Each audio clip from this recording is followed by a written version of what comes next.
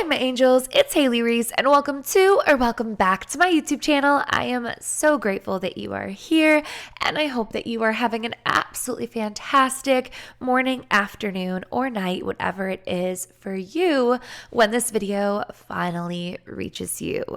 Oof, today's video is a heavy one. Welcome back to another episode of Kids That Kill, where we dive into some of the most twisted cases and crimes committed by children. What creates a killer? Nature versus nurture. This is one of those cases that will have you thinking about that on repeat. Are the parents to blame for this? Is the upbringing to blame? What causes a child to become a serial killer? That is a big question surrounding this case. Today we are diving into the case of Mary Bell, who at just the young age of 11 years old became one of the world's youngest serial killers. Take that in. An 11-year-old serial killer who at the young age of 10 would commit her first murder. This case dates back to 1957 and begins in Scotswood, Newcastle, England.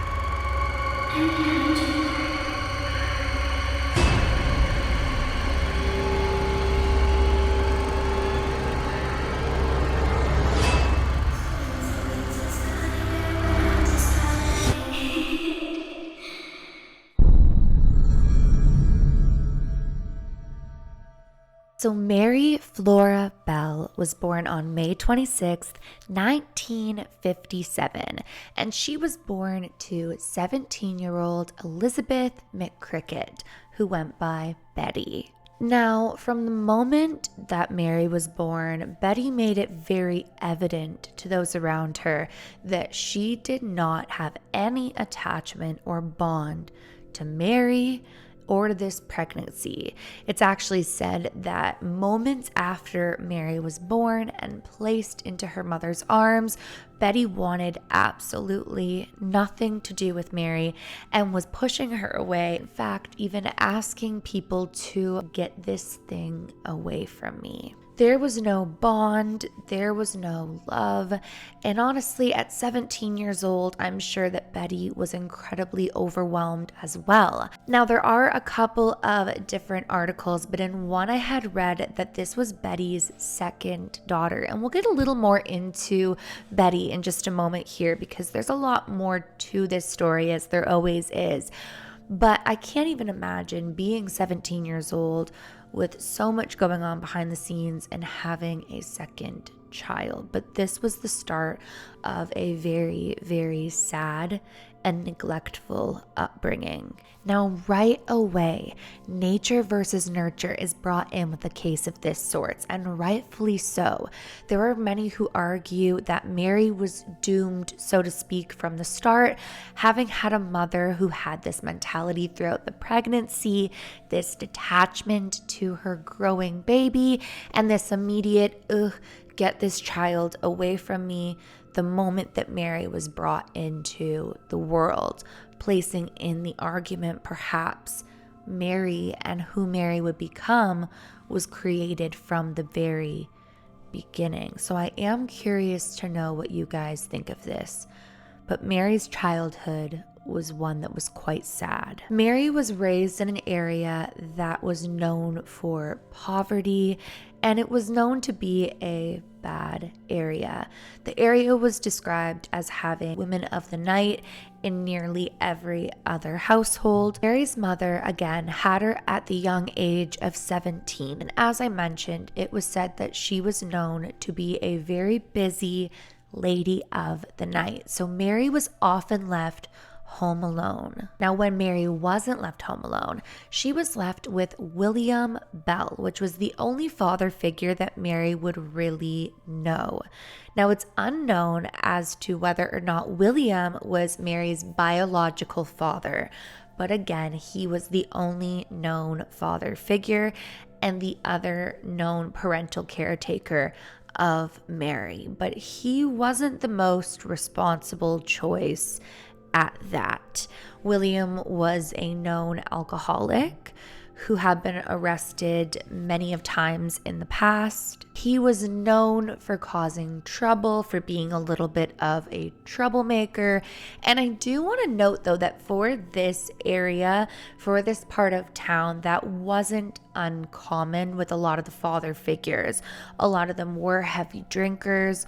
Some of them could be loud, argumentative, but the area was described as a relatively safe area. In one particular interview that I watched through, they described it as one of those places where everybody didn't have much. So there wasn't much to take from one another or to envy or fight over with one another. So for an example, the kids of the neighborhood all got relatively next to no gifts around the holidays, and therefore the kids weren't fighting over who got what, and there was no like who was better than who. They were all kind of on an equal playing field.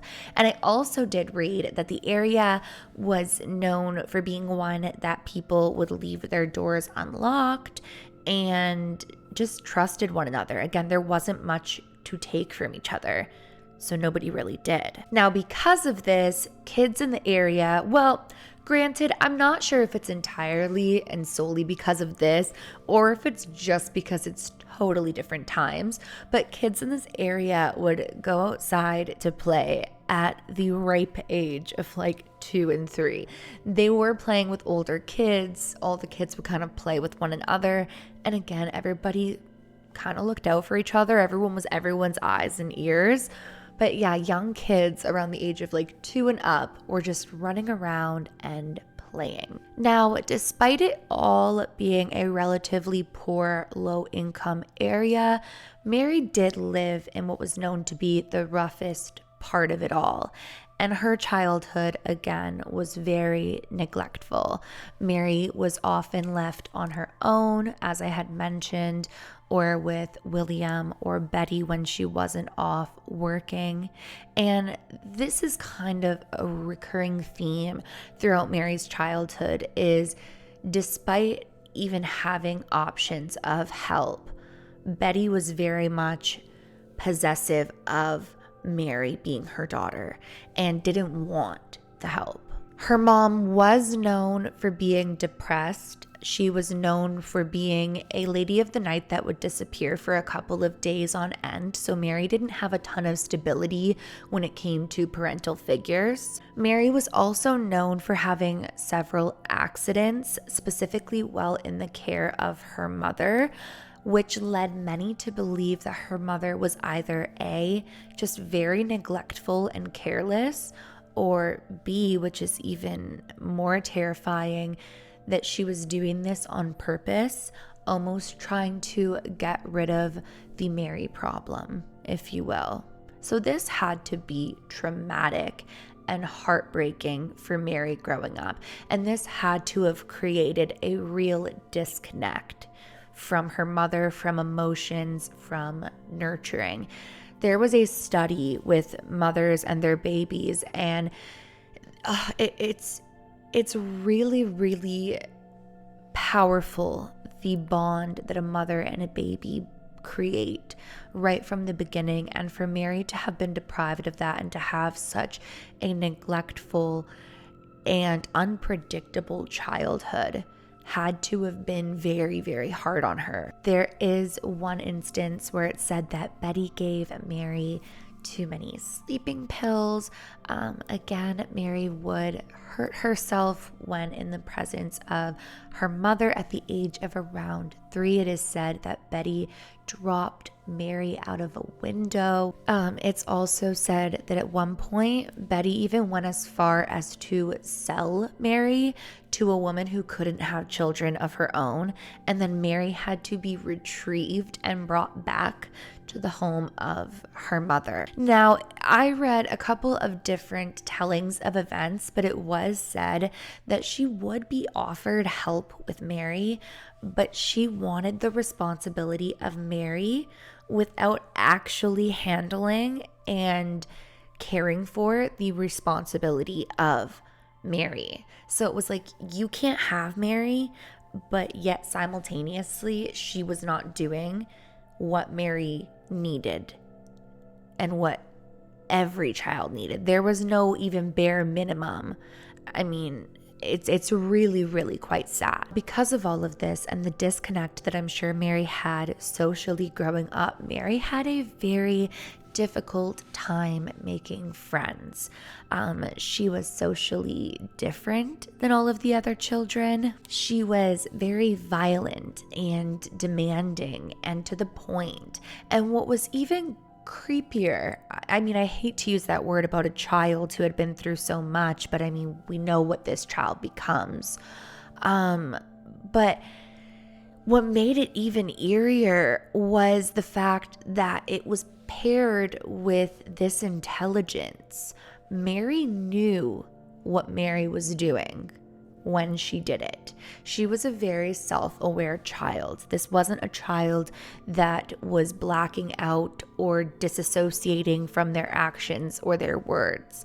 Mary was very intentional with what she would say and what she would do. She was known to strangle her classmates. One of her common lines would be that people's throats were hurting, so she would either tell children that their throats were hurting and then proceed to massage their necks until it would lead to full-blown strangulation, or when she was caught strangling kids on the playground or in the sandbox, perhaps by their parents or their peers, she would proceed to say that she was just massaging their throats. And a lot of the children would back up Mary's version of events because they were so wholeheartedly terrified of this child. Even parents would describe themselves as terrified of this child. This was not a regular child, and we'll get further into that, absolutely. But she was just this violent, anger-filled little girl, which is very, it leads to a very dark place. Now, at first, as I had said, it would begin as this, let me massage your throat, or this inquisitive side of her would come out. I read somewhere that at one point, Mary began asking kids like how long it would take for her to choke them and how it would feel for her hands to wrap around their fragile necks. And as time is going on, things are progressing more and more. These strangulations in the sandbox become to the point of children's lips turning blue and their faces going beet red.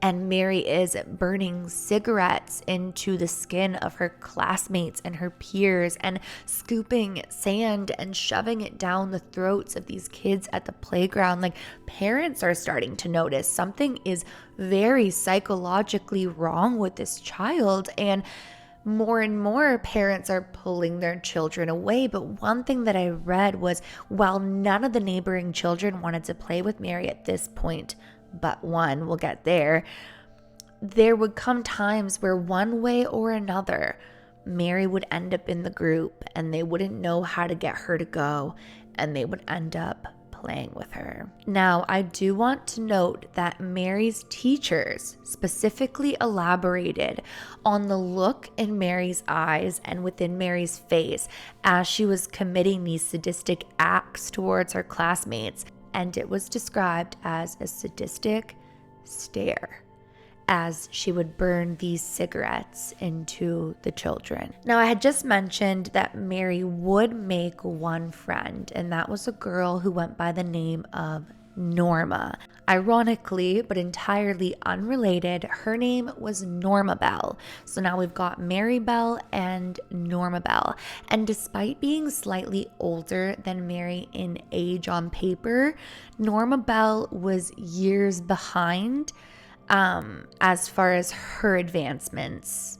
It was said that Norma was developmentally delayed by a couple of years. Therefore, despite being a little bit older than Mary, she had the mentality of a much younger child and would therefore become what was almost described as like the shadow of Mary. Wherever Mary went, Norma followed Mary.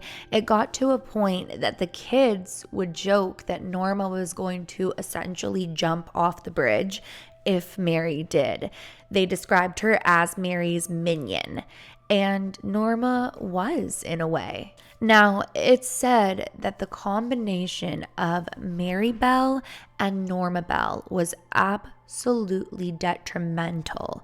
It was the worst combination because here we had Mary Bell, who had these dark thoughts that nobody could even fathom at this point, who had these deep desires, these urges to do these horrible things to her peers. And then we had Norma, who was developmentally delayed, younger mentality, follower, also not somebody who really fit in with anybody else, and in a way would do whatever Mary Bell was telling her to do, which I'm sure you would think led to the two of them causing quite the trouble around the neighborhood. They became like this neighborhood duo of troublemakers. It got to a point that Mary and Norma's behavior was raising a lot of red flags around the neighborhood, specifically on May 11th in 1968, when a 3-year-old boy was found wandering with a cut on his head. He claimed that he'd been playing with Mary and Norma when Mary pushed him down what would be a 7-foot drop and he would cut his head. Shortly after this, another little girl's mother would go to the police reporting that Mary Bell had strangled children at the sandbox in the park and her behavior was getting out of control. The police did follow up on these two specific events, the one of the little boy who had cut his head after playing with them, accusing them of having done it, or specifically Mary, and the accusations that were filed at the police department detailing that Mary was strangling kids at the sandbox of the park. And the initial thing that the two girls did was deny, until Norma would end up telling the police a little glimpse, or giving the police rather, a little glimpse into what Mary Bell was really doing on the playground. Norma told police that she and Mary had been in the sandbox when Mary started asking her some unusual questions. She began asking Norma how long she thought it would take for somebody to die when you choked them, and asked her what would happen if she strangled somebody. It was at this point that Norma claims Mary Bell proceeded to strangle and choke a little girl in the sandbox right next to her, and Norma claimed that she started freaking out and told Mary Bell to stop. But not before Mary Bell would allegedly go on to try to do it to 2 other girls. So this was the first point that we're kind of hearing from Norma Bell what's going on, and that Mary is in fact doing these things. But again, so many of these neighborhood children did not want anything to do with Mary Bell, and definitely did not want to admit to what Mary Bell was doing because they just feared it would make it so much worse. However, when it came to the incident with the little boy, the 2 girls completely denied that incident, claiming that he must have been confused due to the cut on his head, and that was likely what made him think that they were the ones who had caused it, when in fact that was not the case. Now, at this point in time, Mary Bell was only around 10 years old, so nothing was done with these claims and with these forthcomings. They looked at it as a 10-year-old girl who had a little bit of a troubled upbringing, probably had some anger in her, some resentment, was causing some trouble with the other kids, but they didn't think it would lead to where it unfortunately did. Now, this is now the 1960s, okay? And the neighboring areas have a ton of construction going. There's demolition and a bunch of empty lots and new builds where the kids would play. Whether or not they should have been playing there, I mean, we know the answers to that, but so many of the neighboring kids were hanging out and playing in this new construction zone. On May 25th of 1968, 4-year-old Martin Brown would not return home, and when he was finally found, horror would rise. Martin was this adorable, mischievous, mysterious, loving little boy. His body had been found by children who were absolutely shocked by that discovery and ran to the road where they would find a construction worker to come and help them.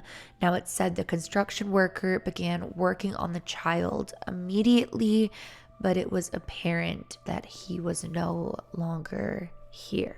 He looked entirely peaceful, and there was really nothing notable despite a trickle of blood coming down from his mouth and the bottle of pills that had been found near him. Now, law enforcement would rule this as an accident.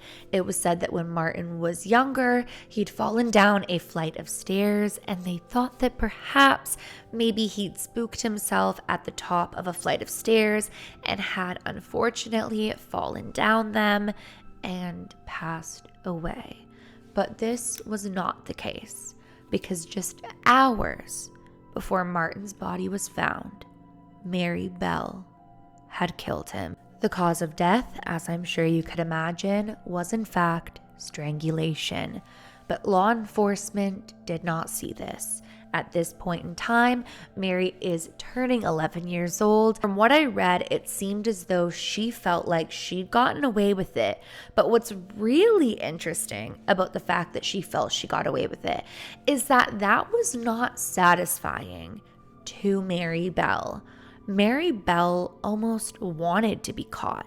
Mary Bell wanted people to know how dark her mind was, how dark her actions were. And she would make that known. Mary and Norma would decide to break into a nursery and leave behind some scribbled, not so cryptic notes regarding what had been done. Murder, so I may come back. We murder. Watch out. We did murder Martin Brown. You would have thought that perhaps this would have raised red flags for authority. But no. They looked at this as some sort of dark prank. They felt like this was some child, based off the writing, which, I mean, it was, who was messing with law enforcement, trying to make this tragedy and this unimaginable death something bigger than it was. And they completely disregarded it. Around this time, though, Mary Bell wasn't behaving in a way of somebody who wanted to hide their crimes. I mean, we know she doesn't want to, but the proof is in the pudding that she does not want to. She's writing things in her journal about the boy who died. And beyond that, she's visiting the family members, asking really confusing questions like, what is it like now that he died? What did you think when you heard that he was dying there? Then she would also ask things like, do you miss him? Which led the family to believe that perhaps Mary Bell, despite being a strange, troubled little girl, really did have concern and care for the family. But things would get a lot eerier and a lot more, I don't even know how to describe it. Mary Bell and Norma would show up at Martin's mother's house and begin asking their usual questions. when Mary Bell would proceed to ask to see Martin. Now, Martin's mother begins to explain to Mary Bell that she can't see Martin because Martin is dead. But this confused his mother because surely the girls knew Martin was dead. They've been asking about him. They were aware of the situation, to which Mary Bell would reply that she knew Martin was dead, but that she wanted to see him in his coffin. And this obviously upset Martin's mother, and she essentially slammed the door in the girls' faces and moved on. But how sick is that now that we know Mary Bell had committed this murder and she wanted to see Martin's dead body? Gross. On July 31st, 1968, 3-year-old Brian Howe was outside playing with his sibling. Mary and Norma would show up and the three of them would begin to play. Now his sibling would return home and the young boy would stay out playing with Mary and Norma. And this would unfortunately be the last time he was seen alive. Everyone began looking for Brian. Nobody had any idea where he could be, but assumed that maybe he was just off playing with one of the other children. And again, I know, mind-blowing that at 3 years old, he's off running around and nobody knows where he is. But at 11 p.m., that would be answered in the most heartbreaking of ways, when young Brian's body would be recovered. Brian had been murdered, and an attempt to conceal his body underneath of grass and weeds and sticks and bushes had been made. He had bruises and scratches around his neck, and the letter M had been carved into his stomach. There had also been scissors that were found near him, as well as cuts on his body that would later be identified as matching to said scissors. And at this point, it was determined that the cause of death was strangulation and that he had been murdered approximately 7 hours prior to the discovery of his body. Now, there were a couple of things that really stood out with this crime though, okay? For one, his hair had been snipped, presumably with said scissors. And that while his cause of death, though, was strangulation, it was determined that during strangulation, his throat had been squeezed shut and his nostrils had been pinched closed. And the cuts on his legs from the scissors did seem unusual. Now, it was determined that due to the level of force used during strangulation, that was indicative of a much younger killer. They're looking at things through an entirely different lens, and they're reinvestigating and reevaluating their prior thoughts on the Martin case. They're starting to question whether or not Martin's death was an accident, was accidental, and they began to believe that Martin had been murdered as well. And this just horrified the entire neighborhood. Absolutely everybody in the neighborhood was on high alert. And they knew at this point, again, that all the signs were pointing towards a young killer. So there was this killer child among the neighborhood that needed to be stopped. They were sure of one thing, and that was that this child was going to kill again. Around 100 detectives are assigned to this particular case, and 1,000 kids are interviewed. Now, they knew right away that they needed to talk to these two. Again, they were known troublemakers around the place, and Mary had this known tendency of aggression and violence. And I mean, at this point, it is said that children were hearing Mary giggling, bragging, and gossiping about being this killer. So red flags are waving. And again, these two girls had very odd behavior. They were always giggling. They kept showing up at the houses of the deceased children's relatives. They were talking about it very strangely, interested in it. Again, there were journal entries and just these little signs that were pointing towards these girls being proud of something. that was truly disturbing. So initially, there really wasn't much to go off of based off of the girls' interviews. The girls claimed that they had in fact seen the boy, that they had been with the boy, but that they weren't with him past a certain hour, and that they don't know what could have happened to him. Mary had a little more details though, claiming that she had seen him with a boy older than him, around 8 years old, that they had been yelling, and specifically that the boy had a pair of scissors, and that the scissors were also covered in grass and weeds. Now, these were details coming from Mary that had not been yet released to the public, specifically in regards to the scissors. They hadn't told anybody that scissors were not only found near the boy's body, but also had been used to snip his hair and cut his body. So the fact that Mary knew this just added even more red flags to this occasion. Now, Mary had accused a specific older boy for being the suspect in what happened to this poor little boy. And this boy had a very, very strong alibi. He had been at the airport with his family when this crime occurred. So they knew that this was not truthful, that Mary had not seen this boy with the scissors, and that Mary likely knew a lot more than she was letting on. Now, it did come forward that at one point a very young boy had become witness to said crime, claiming that he had seen Mary Bell putting her hands on the neck of the boy. And shortly after this, Norma's parents finally bring up the police, and they're like, Norma is ready to talk. Norma needs to get some things off her chest. She's ready to tell you everything. And surely Norma does. Police head to Norma's home, and Norma begins telling them about what had occurred the day of the murder, claiming that Mary Bell had showed up to Norma's and had brought her to the scene of the crime, claiming that she had left the body there, and explaining to Norma that she had strangled the boy and detailed how much she had enjoyed it.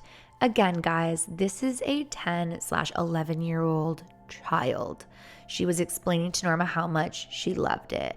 At this point, Norma claimed that she explained how she had put an M with a razor blade that she had hid. She explained where Mary had hid certain things, even described where the injuries were on the body.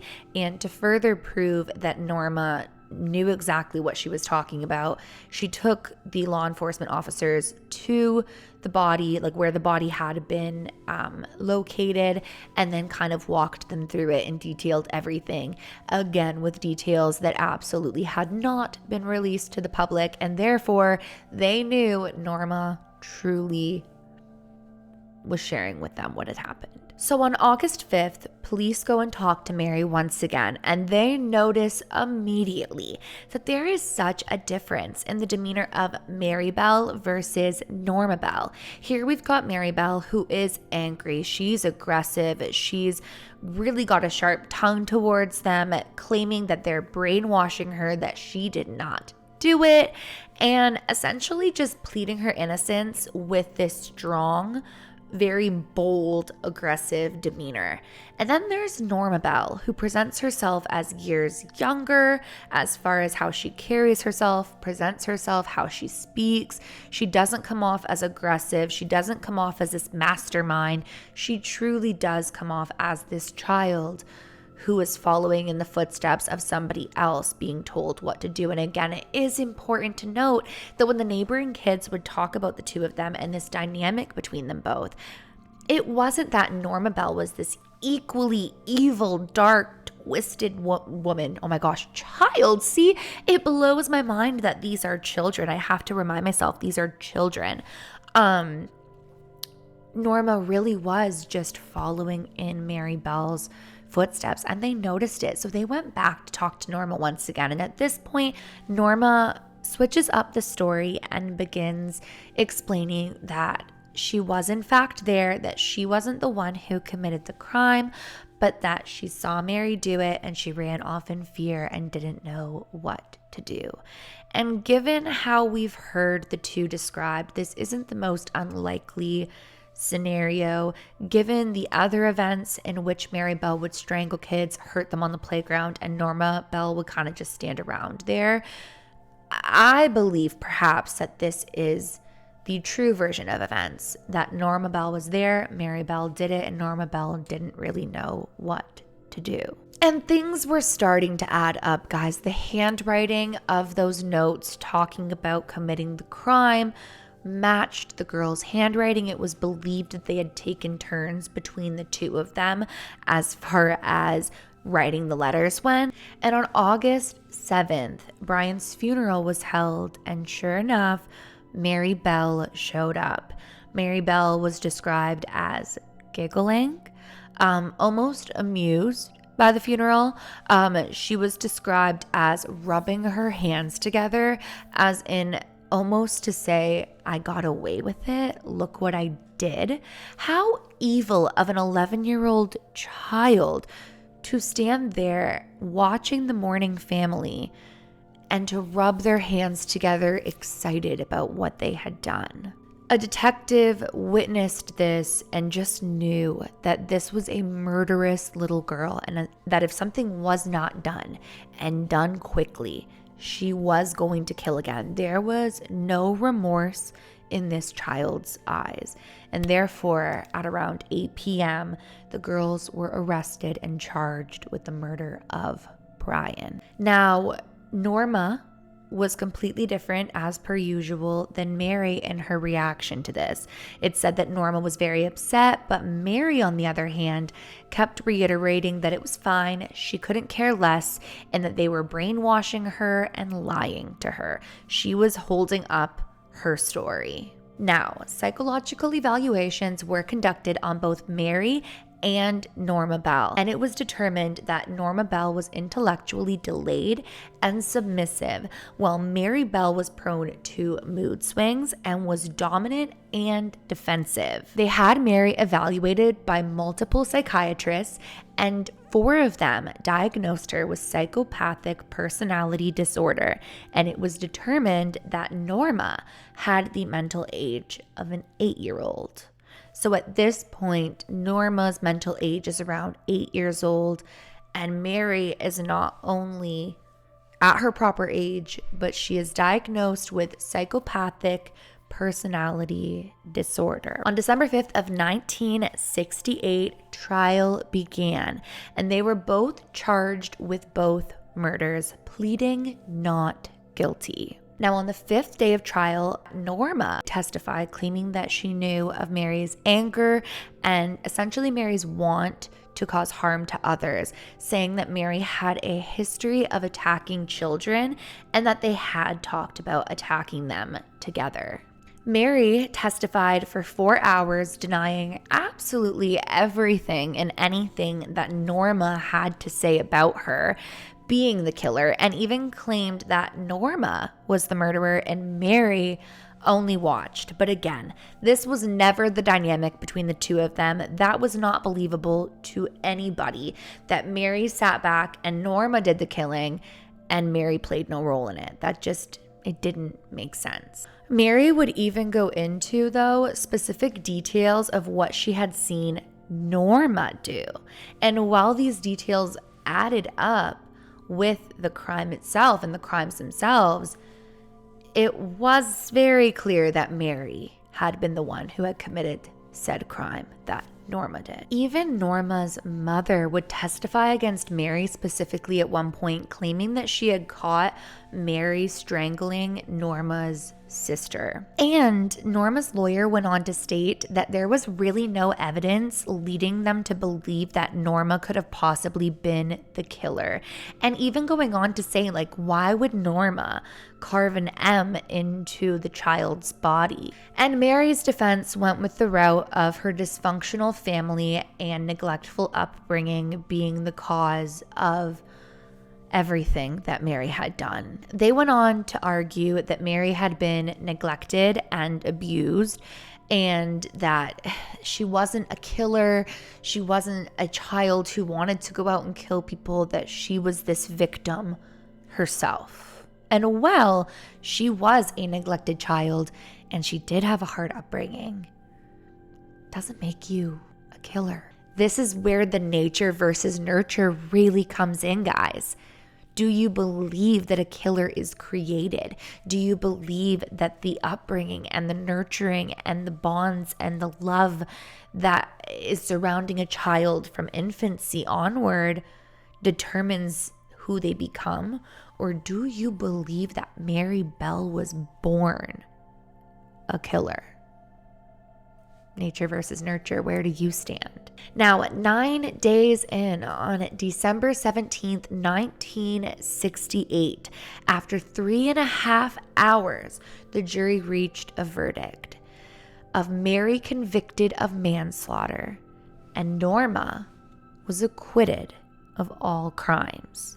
Now, this is very controversial with this case as to whether or not Norma should have been acquitted of the crimes. Nobody believed that Norma had in fact killed with her own 2 hands the boys. But should Norma have been entirely acquitted of the crimes? I will leave that up to you guys. Let me know in the comment section below. Now, Mary would cry at this verdict, of course, and the judge would go on to describe Mary as a dangerous individual and a grave risk to other children. Mary was sentenced to a monitored sentence due to her age, and by 16, Mary had been to 4 different juvenile facilities. In May of 1977, Mary would even escape, resulting in a 28-day of prison privileges being revoked. In 1979, after 11 years, guys, Mary was finally transferred to an open category prison that essentially was set to slowly prepare her for the real world and life outside of prison. Again, she was 11 years old when she was convicted as one of England's youngest serial killers. So she needs to be adapted back into normal society, though there are many people who argue she should never have been placed back into normal society to begin with. In November of 1979, Mary began working as a secretary and a waitress with supervised, obviously. So these were supervised jobs, essentially preparing Mary for the real world. On March 23rd of 1980, Mary was released, but not only was Mary released, she was granted concealment of her identity, given a new name, new passport, new everything. 4 years later, Mary would have a little girl whose identity would also be concealed until years later, when news would start spreading of who Mary truly was. When Mary's daughter was a teenager, it started being blasted everywhere of who they truly were. And what was interesting about this was that Mary never wanted to tell her child about what she had done when she was a child herself. This was a part of her life that she wanted to keep from and hide from her own daughter. But unfortunately, when news broke of who they were, she had to tell her daughter. They were given new identities and they were able to move away again. It is said that her daughter had a daughter, making her a grandmother, and concealment of her identity was also granted. So they were given like this complete fresh start and new life. And that is all we know of Mary Bell. Whomever she became all those years later, we don't know. What her family tree became, we don't know. But what we do know is that Mary had a very troubled and neglectful and sad childhood and went on to commit the most unbelievable of crimes at such a young age. What do you guys think of this case? There is so much to absorb here, so many questions I want to leave you with. One of the first being, do you think Mary's upbringing and Mary's parents are responsible for what she did? Do you believe that after serving her time, Mary should have been given a complete clean slate out of prison? And do you believe that Norma should have been acquitted of her roles in this? Let me know down in the comment section below. And that is it for today's episode of Kids That Kill. Thank Thank you guys so much for joining me for yet another video. If you have made it this far, hugs and kisses to you. I am sending you so much love, light, and endless positive energy. Thank you so much for being here. If you guys are new to my channel or you are just not yet subscribed but you enjoy my content, I would love it if you would go ahead and click that subscribe button, and please give this video a big thumbs up if you did enjoy it. Let me know any cases, crimes, or unsolved mysteries you want to see me dive into next. Remember, my loves, do all things with kindness. And until the next episode, I love you. Bye, guys.